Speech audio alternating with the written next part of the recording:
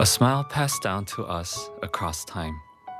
Why are people so captivated by it?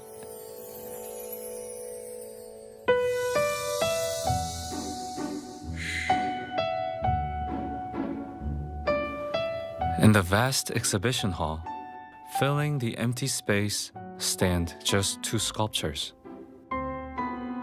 They are the pensive bodhisattvas, carried across some 14 centuries.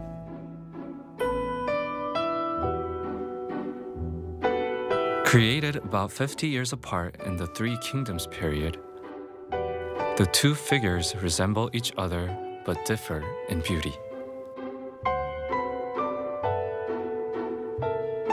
The one on the left, from the late 6th century, wears a pointed crown engraved with the sun and moon,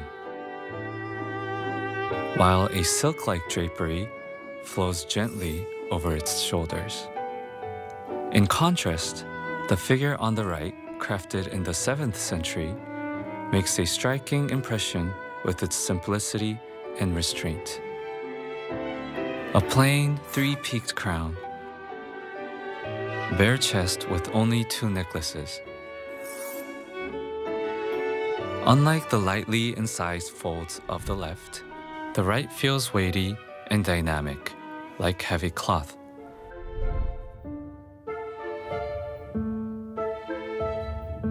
Lower your gaze, and you'll notice remarkable detail at the feet.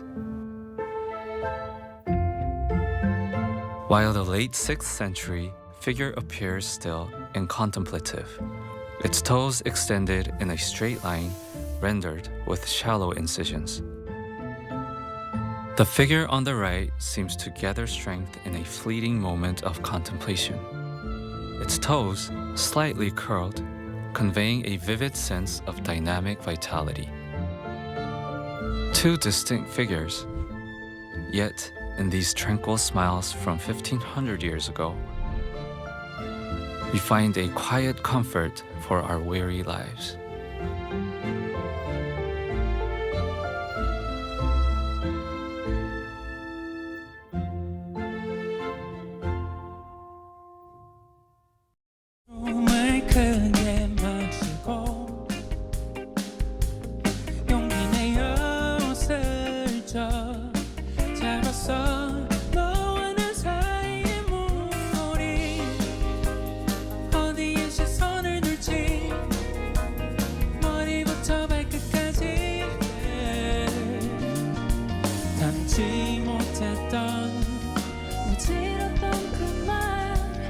끝없이 주워가면서 바로 잡고 있는데 다시 그 밤이 오면 지금의 마음을 담아 떠나던 너의 손을 혹시나 어려운 일들이 있다면 어떤 벽이든 괜찮아 우린 넘을 테니까 언제나 내 맘을 held its first debate over the weekend. The economy is expected to expand 2.5% this year. Boosting Korea's ties with its global partners on the sidelines of the status UN summit. A massive drone attack on Ukraine overnight on Monday and Tuesday.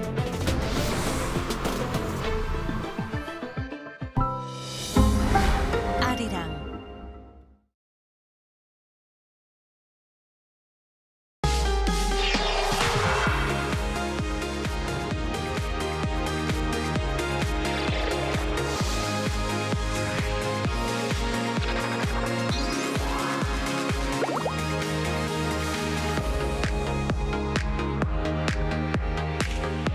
여러분 반갑습니다. I'm Kwon So-hwa and this is K-Culture Dive. Join us in exploring everything in Korean culture from K-entertainment to AI news, K-culture and photos. And for our K-Correspondent segment today, we go over to Hungary to talk about K-beauty. And with that, let's dive in. Joining us this Wednesday on the show is Walter Lee. Happy Wednesday, Walter.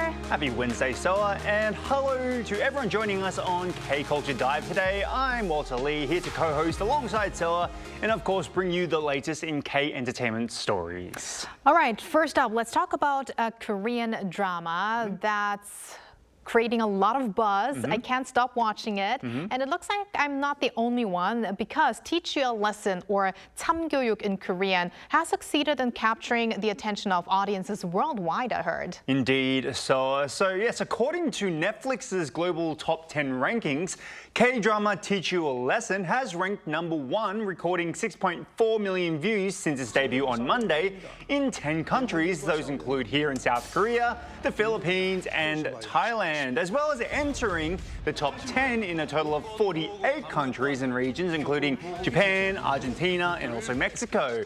Now, the drama series follows school supervisors who go to notorious schools and discipline troubled students.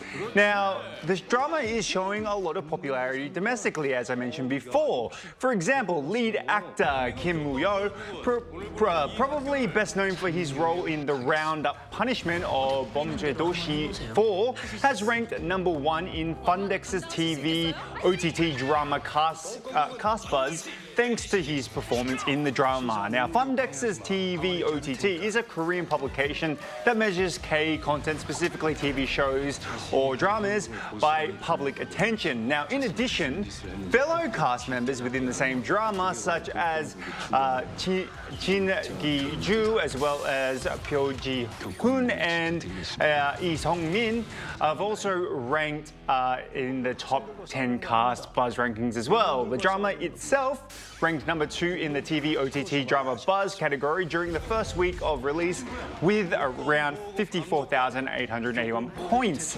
This is actually the highest opening score for any Netflix original series released in 2026 and ranks 12th among all-time TV OTT drama opening buzz scores. Right, and some might have noticed that Pyo Ji-hoon is actually P.O. from Block B, Yes. so also a K-pop star. A big K-pop star, And yes. I mean, just watching around 2 episodes of it, I really felt a lot of 사이다, how you would say in Korean. So there are so many cathartic moments in this story. But I was wondering whether it was actually resonate with the global audience because of the social and educational issues.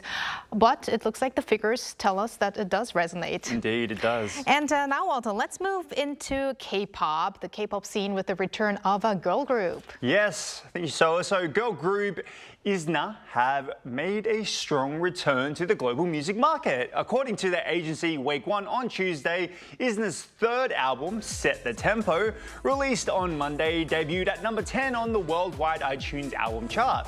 Now, the album entered the top 10 albums chart in 5 regions around the world. These include places like Japan, Indonesia, and Portugal, as well as securing spots in the top 20 like Taiwan, Australia, and also France. Now, Set the Tempo has also seen a positive response here in Korea. The main track, Metronome, entered the real-time charts on major domestic music platforms such as Melon, Bugs, and Genie. Now, on Melon, all tracks from the new release charted on the platform's Hot 100 chart. The group is actually set to kick off their return promotions this Saturday with a performance on Mnet's music show M Countdown. All right, let's finish off with a boy group that's grabbing attention not just at home, not just next door, but around the world. Indeed. So Boy Next Door's first full-length album, Home, has been dominating major charts at home and abroad immediately upon its release. Now, the main track, Viral, climbed to #5 on Melon's Top 100 chart at midnight on Tuesday. Amazingly, every track on the album ranked high on the chart, including songs like Adios, Knock Knock Knock, and Upside Down. Now, according to Hanto Chart, on Tuesday, the new album sold 591,900 copies on its first day of release alone, immediately claiming that #1 spot on the daily album. With this achievement, the group has now topped Hunter's daily album chart on the day of its release with 6 consecutive albums, from its first mini album, Why, to the recently released Home. Now, globally, the album reached #1 on the iTunes top album chart for 4 countries and regions, including Taiwan, Thailand, and Indonesia, while also charting in 16 regions worldwide, including the US and the UK. Now, Boy Next Door will begin full-scale promotions with performances also on the M Countdown show, so that will be on Saturday. All right, thank you very much for those updates, Walter, and stick around. Will do. And now we turn to our AI anchor Arirang for more on the culture front. Arirang. Thanks, Sua. Here's your AI guide to the latest cultural headlines from Korea. Let's begin with our top story. The Culture Ministry is stepping up international cooperation to protect K-content copyrights. The ministry held a multilateral meeting in Seoul on Tuesday to discuss joint operations targeting copyright infringement and online piracy. Participants included representatives from Interpol, investigative authorities from Thailand, Indonesia, Vietnam, the Philippines, and the Netherlands, as well as officials from the Korea branch of U.S. Homeland Security Investigations and the Korean National Police Agency. The ministry vowed to deepen cooperation with participating agencies and strengthen the international enforcement network to combat K-content piracy and copyright violations. Korea's biggest fall art fairs, Free Seoul and Key of Seoul, will once again be held jointly at COEX this September. Free Seoul will run from September 2nd to 5th, bringing together more than 125 galleries from 30 countries. Key of Seoul, celebrating its 25th anniversary, will feature 175 galleries from 18 countries and run from September 2nd to 6th. This year, designer Jung Koo-ho will serve as creative director, overseeing exhibition design, branding, and special exhibitions. Widely regarded as one of the world's leading art fairs alongside Art Basel, Free Seoul has been co-hosted with Key of Seoul since 2022. Key of Seoul is organized by the Galleries Association of Korea. Netflix's hit animated film K-pop Demon Hunters, which sparked a global phenomenon last year, will return to theaters this month.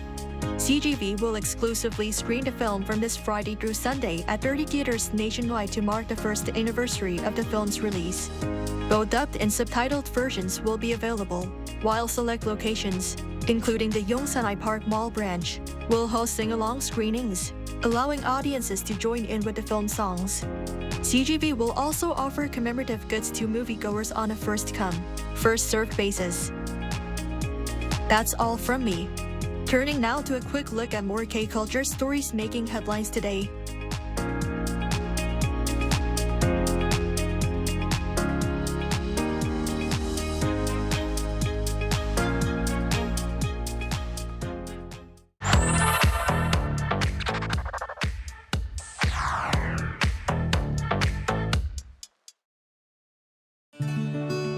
Through a single photo at a time, we take a closer look at culture in Korea. This is K-Culture in Photos. 갯벌 means mud flats. At first glance, they may just look like endless stretches of wet mud along Korea's coast. But these tidal mud flats are actually one of the country's most valuable natural treasures. Recently, Korea's mudflats moved one step closer to an expanded UNESCO World Heritage recognition after receiving an international conservation recommendation. And when the tide goes out, an entirely different world appears. Seals stretch out across the soft mud, basking in the sun and cooling themselves along the wide tidal flats. Meanwhile, fishermen head out onto the mudflats to collect shellfish and seafood by hand, work that has supported coastal communities for generations. But Korea's mudflats are not only about ecology or labor. For many families, they are also places filled with childhood memories. Children run freely through the mud, digging for crabs and clams covered in the sand, laughter, and seawater.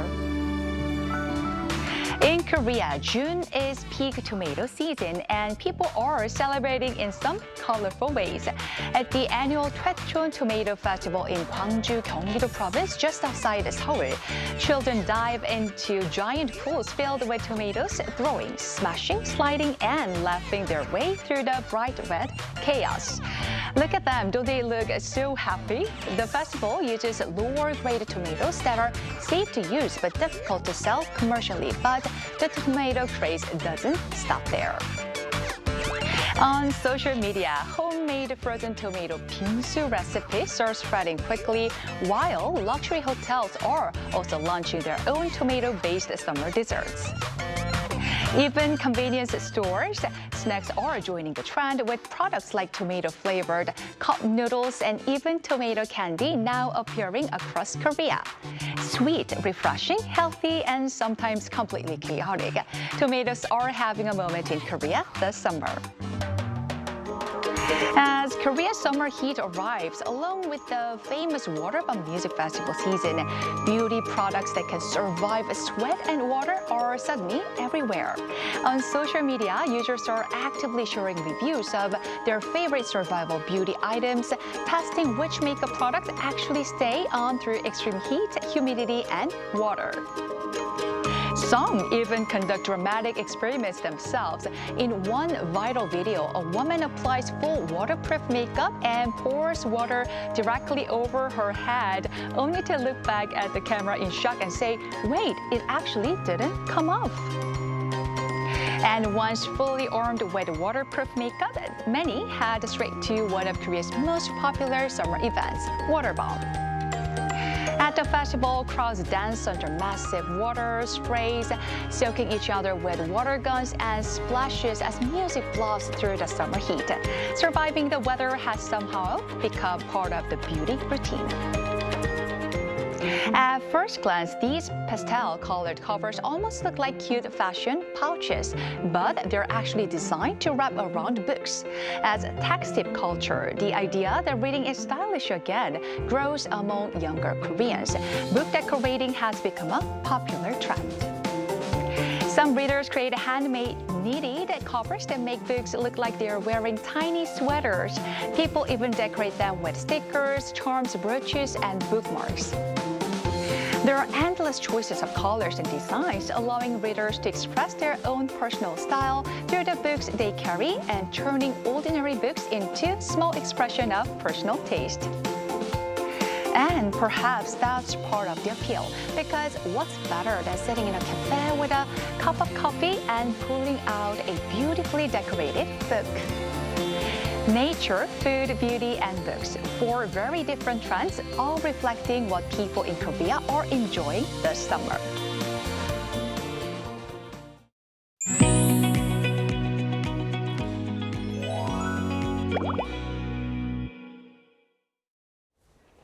And back to beauty. K-beauty continues to gain global attention, expanding beyond skincare and cosmetics into a broader lifestyle trend. Recently, seminars and workshops in Hungary have been giving local audiences the opportunity to learn Korean skincare routines and makeup techniques firsthand. Today, we're joined by Arirang, director of the Korean Cultural Center in Hungary, to take a closer look at how K-beauty is being embraced there. Hello, Director Yu. Welcome. Hello, Director. Hello, this is Arirang, the director of the Korean Cultural Center in Hungary. Nice to see you. Nice to see you, Arirang. And let's start with the program that's being held at the Korean Cultural Center in Hungary. I heard you recently held a seminar on K-beauty there, so please introduce us to this event. Yes, as Korean skincare has become increasingly popular in Hungary, the Korean Cultural Center has been running a K-beauty seminar series once a month. In total, we have 4 sessions this year. The seminars are led by a local Korean cosmetics distributor who is also a professional makeup artist. The focus is not only on makeup itself, but on the Korean approach to skincare, like how to care for your skin step by step and how to build healthy habits that people can easily apply in their everyday lives. In May, we also collaborated with the Korea Cosmetic Industry Institute to organize a special 2-day workshop. Korean beauty experts introduced the secrets behind Korean skincare and shared the latest color makeup trends from Korea. We were very pleased with the response. More than 100 members of the public attended, with around 20 journalists, beauty influencers, and representatives from beauty magazines such as Marie Claire and Glamour. Sounds like a lot of fun. Yes, indeed. So we understand that the seminar also introduced the scientific principles behind Korean skincare, as well as step-by-step skincare routines. Which aspects generated the strong reactions from participants, and how does Korean skincare differ from, let's say, typical skincare practices in Hungary? I think what impressed participants the most was the philosophy behind K-beauty. Today, trends such as glass skin and inner glow are very popular on social media. These concepts focus on healthy, natural, radiant skin rather than covering imperfections with heavy makeup. In our workshops, we explain not only the skincare routine itself, but also the ingredients and traditions behind Korean cosmetics. People were especially interested in the idea that beauty comes from maintaining healthy and balanced skin over time. It's not about a quick fix, it's about prevention and consistency. For example, in Korea, people often start using sunscreen and anti-aging products long before signs of aging appear. However, in many European countries, including Hungary, skincare has traditionally focused more on correcting problems after they appear. So this preventive approach has really resonated with participants. Oh, that's very interesting because, I mean, I was born and raised in a European country in Germany, but my mom always told me that I should use eye cream from a young age. So I guess the prevention thing is something very Korean. But Hae-dong, we're curious about the people attending these workshops. What first sparks their interest in K-beauty? And have you noticed any trends in terms of age groups or demographics? Yes, in Hungary, there's a growing interest in wellness and self-care, and that naturally leads people to invest more in quality skincare products. We see particularly strong interest among younger generations who are heavily influenced by social media and beauty influencers. Natural beauty, vegan products, and a healthy lifestyle are becoming increasingly important, and K-beauty fits very well with those values. What I find interesting is that many participants are surprised by how simple some Korean skincare habits actually are.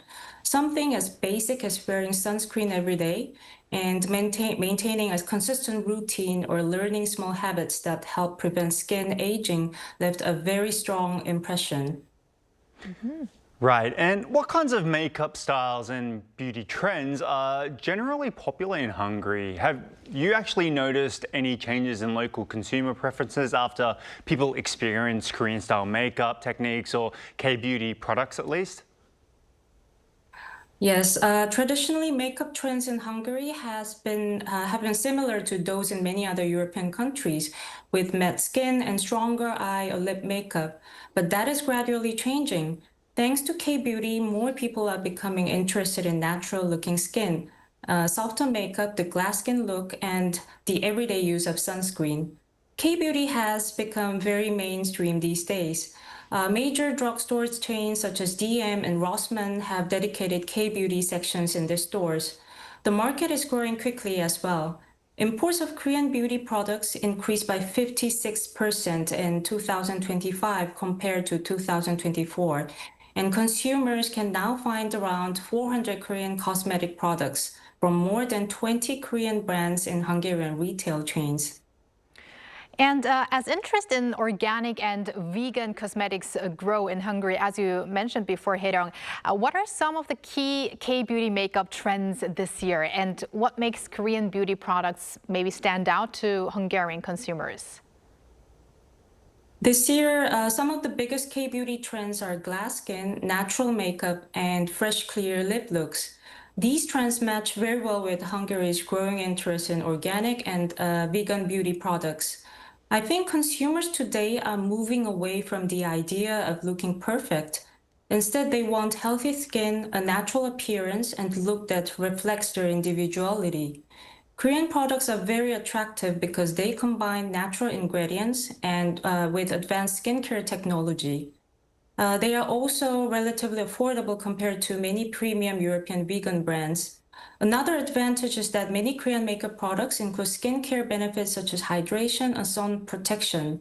So consumers feel they are getting multiple benefits from one product. Right, and the makeup styles and flawless skin often seen on Korean celebrities in K-dramas, K-pop, any K-content also seem to be to influence the popularity of K-beauty. How strongly do you think Hallyu content is shaping local perceptions of beauty in Hungary?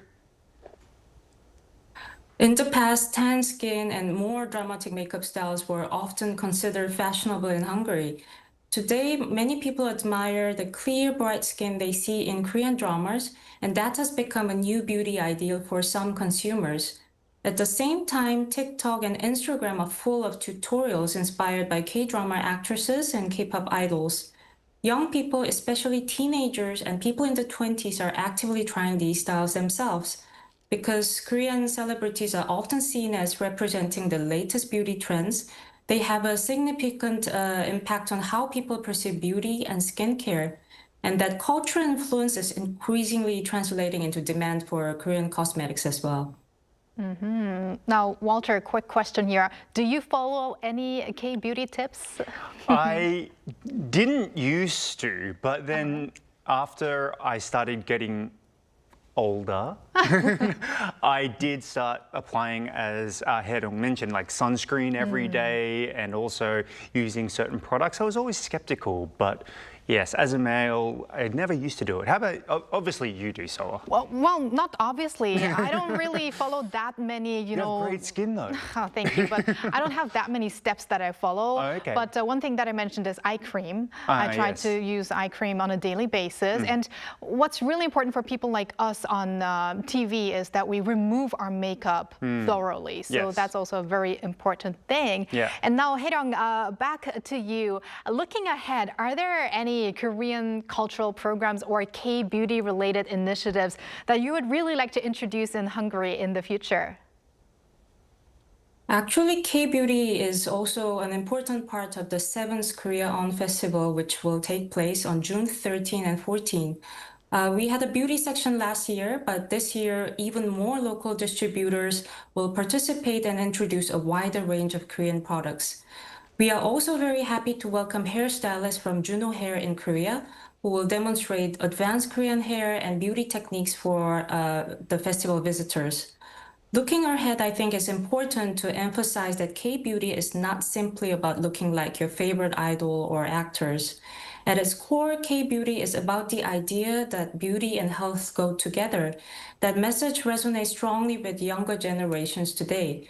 Just as K-food has become known not only for its taste, but also for its health benefits. So I hope K-beauty will increasingly be recognized as a healthy lifestyle and a set of positive daily habits. And that is exactly the kind of message we would like to continue sharing through future workshops and cultural programs. Beauty and health go together. I like that part especially. Thank you very much, Hae-dong, for connecting with us today, and keep in touch. Thanks. Thank you. Thank you. And thank you, Walter. As always, don't forget to put your sunscreen on a daily basis. Yes, I will. And I hope to see beautiful Walter again later this week. You will do. Thank you. And thanks for watching and your interest in everything K-culture. Please tune in again tomorrow, 2 p.m. Korea time. Keep diving.